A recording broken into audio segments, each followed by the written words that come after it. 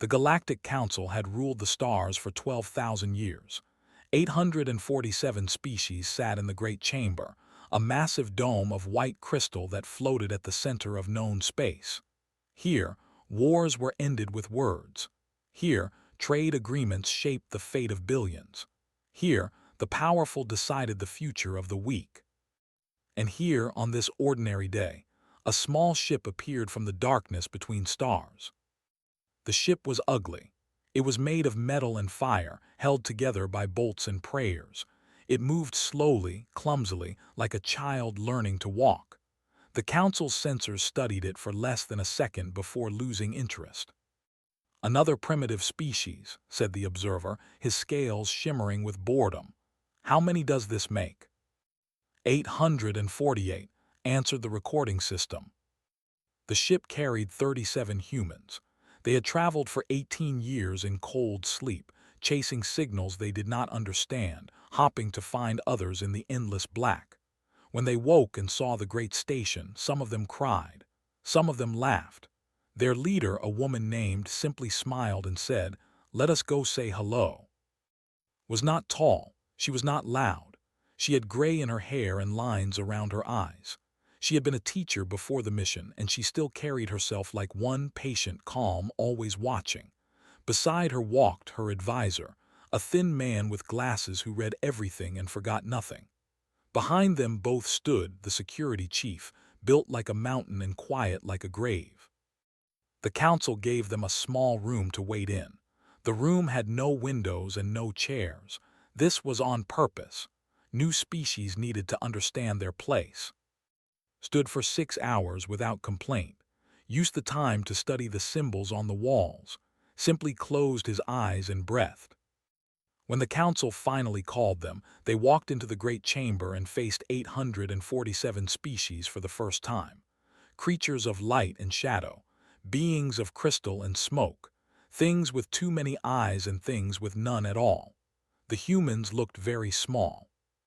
High Counselor spoke first.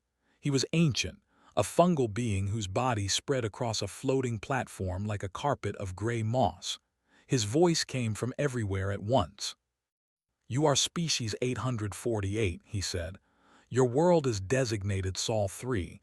You have been granted observer status. You may watch. You may not speak unless spoken to. You may not vote.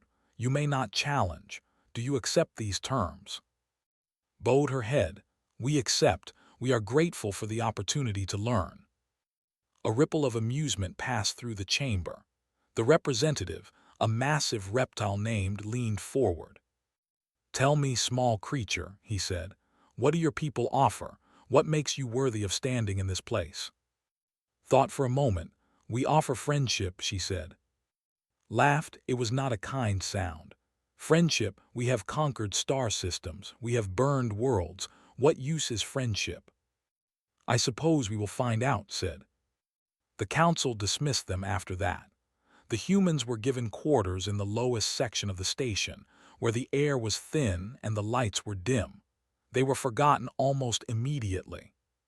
But not by everyone. In the deepest part of the station, far from the great chamber, there was a library. It was older than the council itself.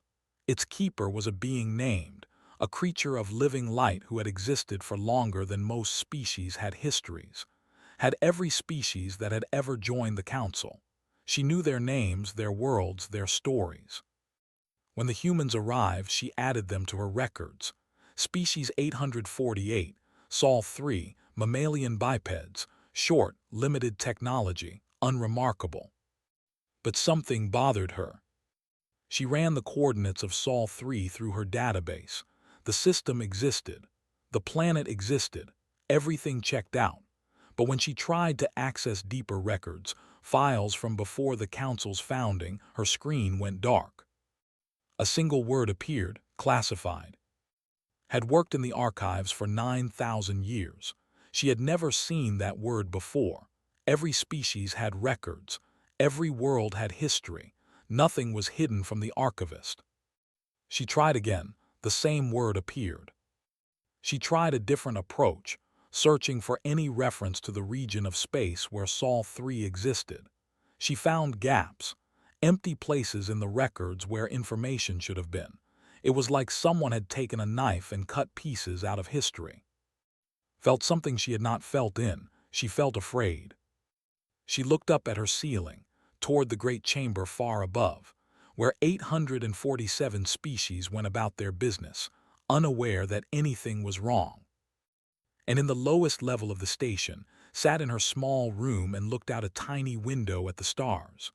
Was already working, learning the council's language, studying their laws, finding the cracks in their systems. Stood guard at the door, patient as stone. They think we are nothing, said. Good, replied, let them think that. What is our plan? Smiled, it was a teacher's smile, warm and knowing. First we learn, then we make friends, then we show them who we really are. Far above, stared at the word classified and began to dig deeper into the forbidden archives. She would find the truth. She would wish she had not. 3 months passed. The humans remained in their small quarters, watching, learning, waiting. The council forgot about them entirely. Species 848 was just another number in the great record of things that did not matter. But strange things began to happen. The first incident was small. 3 species had been fighting over a mining world for 200 years. Millions had died. The war had no end in sight. Then asked for permission to speak at a minor council session. She was granted 5 minutes out of pity. She used 4. When she finished, the 3 species looked at each other in confusion. She had suggested something so simple, so obvious, that none of them had ever considered it. Share the world. Divide the resources by need, not by strength. Trade instead of fight. But we have always fought, said one ambassador. Then stop, said. You can do that, you can just stop. The war ended that week. 200 years of death, ended by a small woman from an unknown world who spoke for 4 minutes. The council was confused, but they moved on. It was probably luck. The second incident was harder to ignore. Was invited to a mathematics symposium as a joke. The Crystalline Collective had been working on a problem for 600 years. They wanted to embarrass the primitive human by showing him what real intelligence looked like. Listen to their problem. He asked for a piece of paper. He wrote for 20 minutes. Then he handed the paper back. I think this is the answer, he said, but I might have made a mistake. I am not very good at math. He had solved it. 600 years of work, solved in 20 minutes by a man who apologized for not being very good at math. The collective did not know what to say. They checked his work 17 times. It was correct. The third incident made the council truly nervous. A diplomatic meeting went wrong. The ambassador insulted a smaller species, as he often did. But this time, the smaller species had brought poison. They attacked in the corridor. 7 guards moved to protect him. Was walking past. No one saw exactly what happened. The security recordings showed only a blur. When the blur stopped, 7 warriors were on the ground, groaning. The assassin was unconscious and was helping to his feet. Are you hurt? Asked. Stared at him. They were the greatest warriors in the council. They had never been defeated in personal combat. This human had disabled 7 of them in less than 10 seconds. What are you? Whispered. Thought about this. Tired, he said. I am very tired. I should sleep more. He walked away. The council began to watch the humans more carefully after that. Something was wrong. These creatures were too capable. They learned too fast. They adapted too quickly. They did not behave like a primitive species finding its place. They behaved like something far more dangerous, pretending to be weak. High Counselor called a private meeting. Find out everything about Sol 3, he ordered. Everything. But there was nothing to find. The records were empty. The archives were silent. Sol 3 was a ghost. Except for... The archivist had spent 3 months digging. She had searched through fragments of data that predated the council. She had found corrupted files from civilizations that no longer existed. She had discovered half-destroyed tablets written in languages that had been dead for 100,000 years. And slowly, piece by piece, she had found the truth.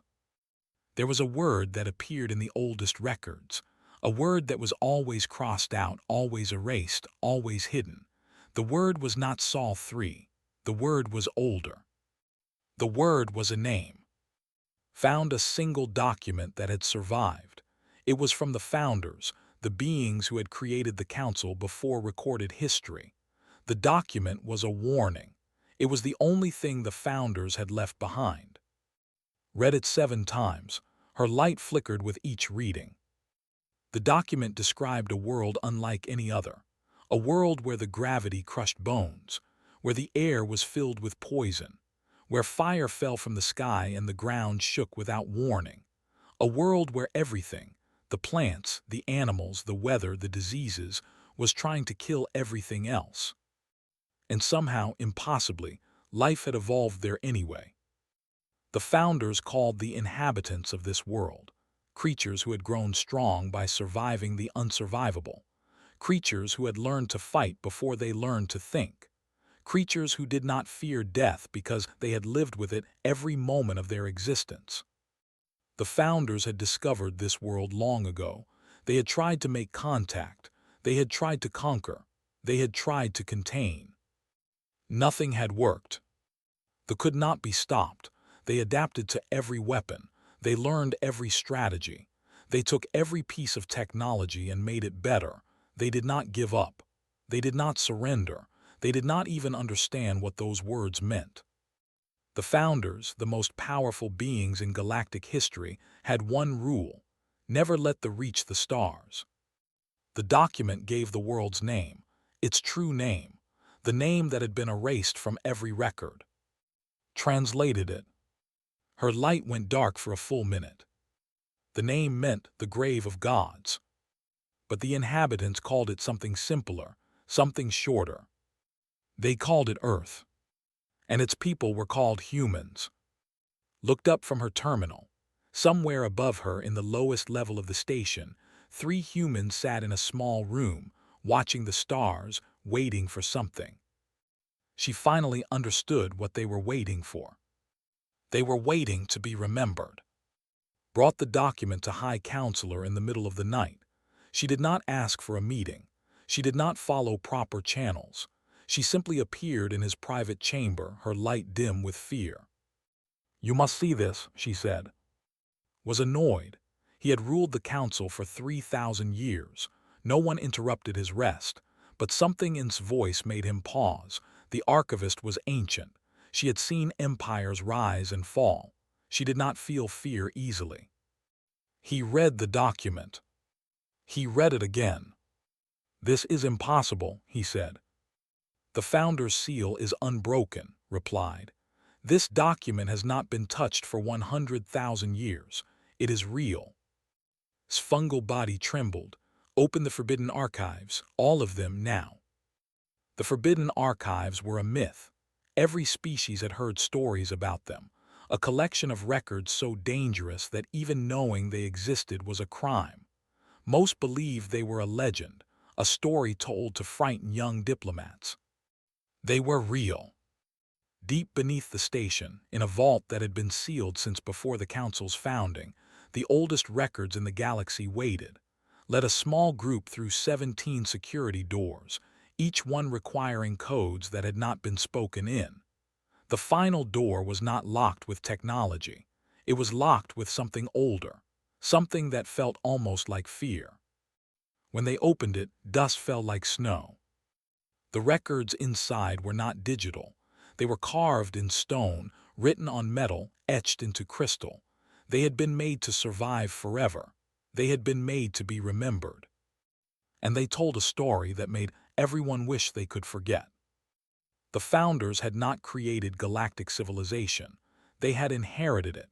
There was an empire before them, a vast civilization that had ruled for millions of years.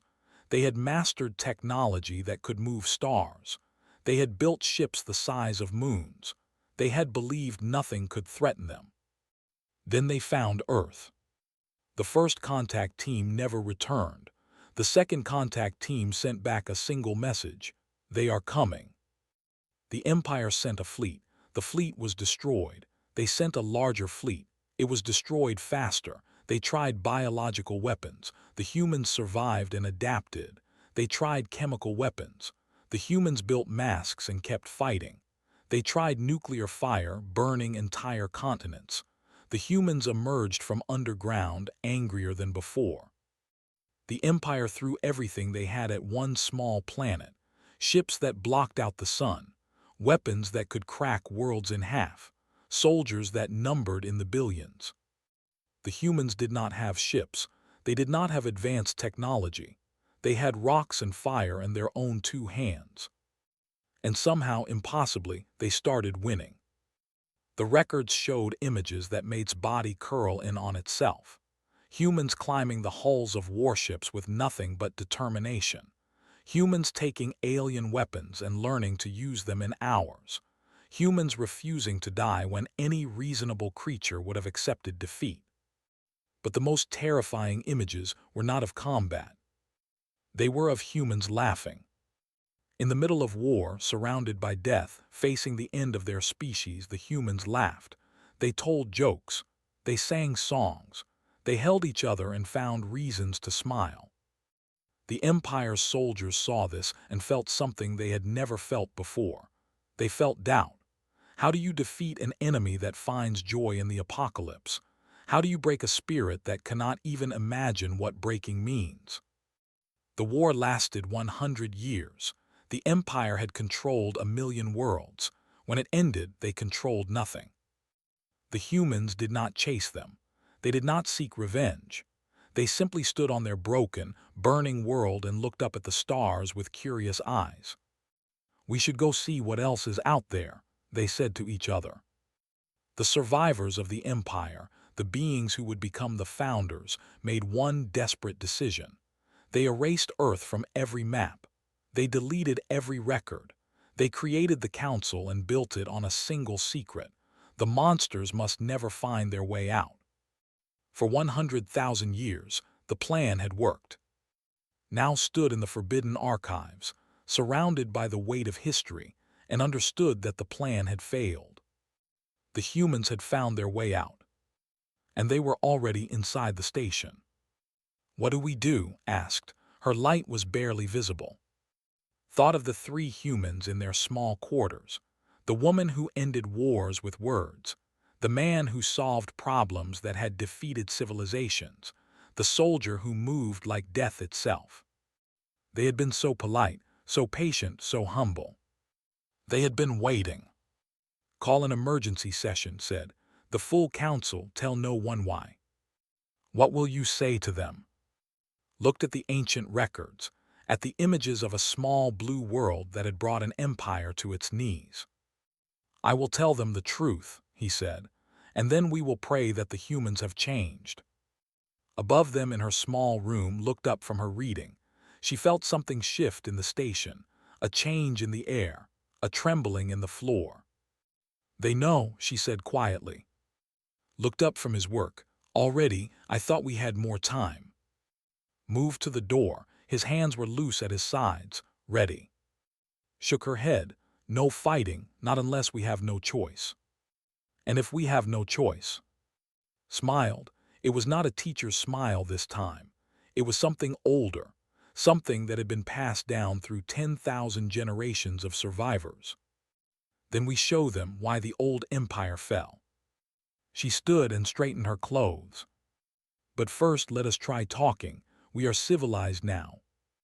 The emergency session was held in secret. Only the highest members of each species were allowed. The great chamber was sealed. Guards stood at every door. No one knew why they had been called. Then told them. The chamber erupted into chaos. Species that had been enemies for centuries suddenly held each other in fear. Ancient rivals forgot their hatred and huddled together like frightened children. Some screamed, some wept, some simply sat in frozen silence, unable to process what they had heard. They were real. The monsters from the oldest stories. The reason the founders had created the council, and they were here. They had been here for months. They had been watching, learning, waiting. Was the first to speak once the noise died down. His scales were pale with shock. "We must destroy them," he said. "Now, before they realize we know. Send every ship, burn their vessel, kill them before they can warn their world." "And then what?" asked a voice from the shadows. Everyone turned. Elder Moth stepped forward. He was the oldest living member of the council, a being of soft wings and gentle light who had seen more history than anyone alive. He had been quiet until now. He was never quiet. "Let us say we destroy their ship," Elder Moth continued. "Let us say we kill the 37 humans on this station. What happens next?" Snarled, "We blockade their system. We destroy any ship that tries to leave. We contain them as the founders should have." "The founders had weapons we cannot imagine," Elder Moth said softly. "They had fleets that could darken stars. They had technology that bent the laws of reality. And they failed. The humans defeated them. What makes you think we would do better?" Silence fell. "We have no choice," insisted. "We cannot allow these creatures to—" "To what?" Elder Moth interrupted. "To solve our problems, to end our wars, to defeat 7 of your finest warriors and then help you to your feet." He turned to face the chamber. "I have watched the humans for 3 months. Do you know what I have seen? I have seen creatures of terrifying potential who have done nothing but try to help. They have been patient with our contempt. They have been kind despite our cruelty. They have been peaceful when they could have been anything but." "It is a trick," someone shouted. "Perhaps, or perhaps they have changed. Perhaps 100,000 years was enough time for monsters to learn to be something else." Elder Moth folded his wings. "We have a choice. We can attack and see if we succeed where the mightiest empire in history failed, or we can wait. We can watch. We can hope that the universe has given us a miracle instead of a curse." The debate lasted for hours. Fear battled against reason. Hatred fought against hope. No consensus was reached. The council was paralyzed. Meanwhile, in the lower levels was working. He had suspected this moment would come. He had prepared for it. The council's security systems were advanced, but they had been designed by species who thought in straight lines. Humans did not think in straight lines. Humans thought in circles and spirals and patterns that made no sense until suddenly they made all the sense in the world. He broke through their encryption in 40 minutes. "I have access," he told. "Show me everything." Showed her the forbidden archives. He showed her the founder's warning. He showed her the history that had been erased, the war that had been forgotten, the fear that had been hidden for 100,000 years. Read it all without expression. "We were monsters," she said finally. "We were survivors," corrected. "We did what we had to do." "And now?" Was quiet for a long moment. "Now we are different. We learned. We grew. We became more than what we were." Nodded slowly. "But they do not know that. They only know what we were. They only know the stories of blood and fire and death." "Then we must show them the truth," said. "We must show them what we have become." "How? They will not listen. They are too afraid."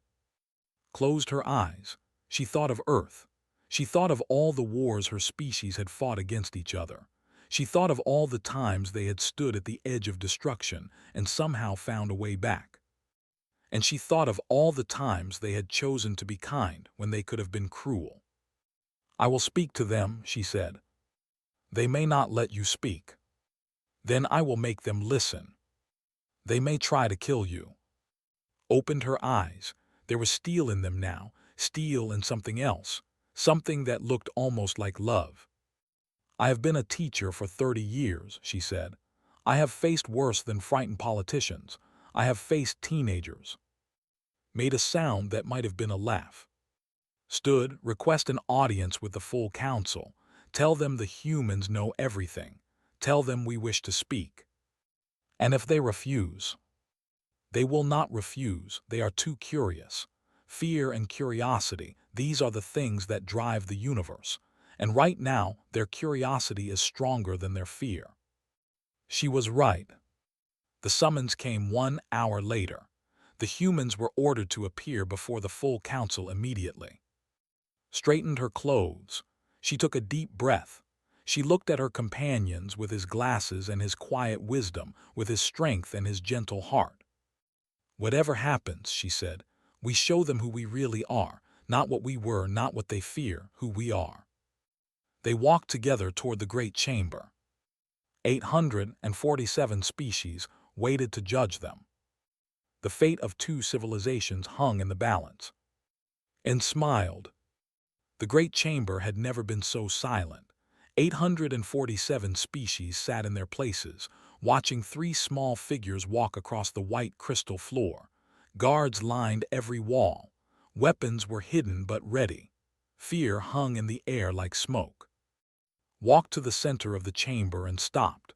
She looked up at the assembled council, at creatures of light and shadow, crystal and smoke, scale and feather, and things that had no name in any human language. They were all terrified of her. You know what we are, she said. Her voice was calm, steady, the voice of a teacher beginning a lesson. You have read the old records. You have seen what our ancestors did to the empire that came before. You know the stories of blood and fire and endless war. No one spoke, no one moved. Here is what those records do not tell you. Took a step forward. 100 weapons shifted toward her. She ignored them. We stopped. Confusion rippled through the chamber, leaned forward on his platform. Explain, he said. Nodded. You are right to fear what we were. Our world was a death trap. Everything on it was designed to kill. The weather, the animals, the plants, the diseases, even our own bodies turned against us. We evolved in hell and we became creatures that could survive hell. We were predators, scavengers, persistent hunters who would chase our prey until it collapsed from exhaustion. We fought everything. We fought each other. We never stopped fighting. She paused. And then we did. The silence deepened. Somewhere in our history something changed. We do not know exactly when or why. Perhaps we grew tired of death. Perhaps we saw something better, but we began to choose differently. We invented art. We created music and poetry. We built places to heal the sick and teach the young. We developed laws to protect the weak from the strong. We looked at our enemies and learned a new word, forgiveness. Spread her hands. We are still dangerous.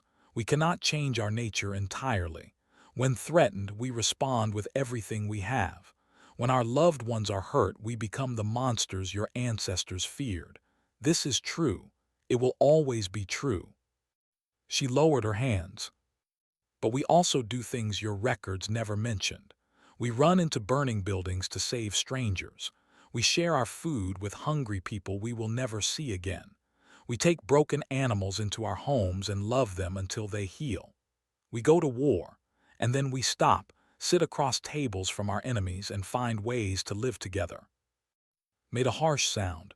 Pretty words, but words are easy. Actions are what matter. You are right, said, so let me tell you about actions. She turned to face him directly. 3 months ago, someone tried to kill you. My companion saved your life. He could have let you die. He could have helped the assassin. He chose to help you instead. Why do you think he did that? Had no answer. Because that is who we are now, not what we were, what we have become. We are the species that learned to turn enemies into friends. We are the species that cross the stars not to conquer, but to find others to share the universe with. We are the species that looked at the darkness between worlds and felt not fear but wonder. Turned back to the full chamber. You have 2 choices. You can fear what we were and try to destroy us. You will fail, not because we are stronger, though we are, not because we are smarter, though we learn quickly. You will fail because we will never stop. We will never surrender. We will fight until the last human draws their last breath, and even then our ghosts will haunt your children's children. The chamber trembled. Or, said softly, you can trust what we are becoming. You can accept our friendship. You can let us stand beside you not as conquerors but as allies, as partners, as family." She extended her hand toward the council. "We did not come here to rule. We came here because we were lonely. Our world is beautiful and terrible, but it is also very far from everything else. We looked at the stars every night and wondered if anyone else was looking back. We built our ugly little ship and traveled for 18 years just to say hello." Her voice broke slightly. "Please let us say hello." The chamber was frozen. Centuries of terror wrestled with a single woman's outstretched hand. No one moved.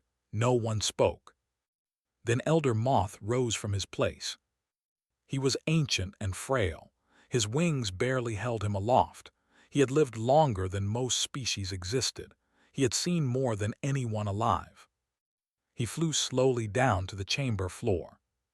He landed in front of. "I remember the old stories," he said quietly. "I remember the fear, but I also remember something else. I remember that the universe is vast and cold and lonely. I remember that survival means nothing without someone to share it with." He extended a thin limb. "Hello," he said. "My name is Elder Moth. I am pleased to meet you." Took his hand. Her eyes were wet. "My name is. I am pleased to meet you too." For a long moment, nothing else happened. The old being and the human woman stood together in the center of the great chamber, hand in hand. Then descended from the archives, her light bright and warm. She stood beside them. Then others followed, one by one, species that had feared the darkness now walking toward it, hands and claws and tendrils reaching out, the silence breaking into whispers, then words, then something that sounded almost like hope. Was among the last. He approached with his scales shifting uncertainly. "I do not trust you," he said. "That is fair," replied. "Trust takes time." "But," he hesitated, "perhaps we can try." Smiled. It was a teacher's smile again, warm, patient, full of belief in what people could become. "That is all we ask." The Galactic Council did not change overnight. Fear does not vanish so easily, but something began that day. A bridge between worlds, a hand extended in friendship, a choice to believe in tomorrow. And in the archives, added a new entry to humanity's file. Species 848, designation human, Earth. Classification. Status, allies, friends, family. Below that she added one final note. They came not as conquerors. They came not as monsters. They came as children of a hard world who had learned to be kind. They came as hope.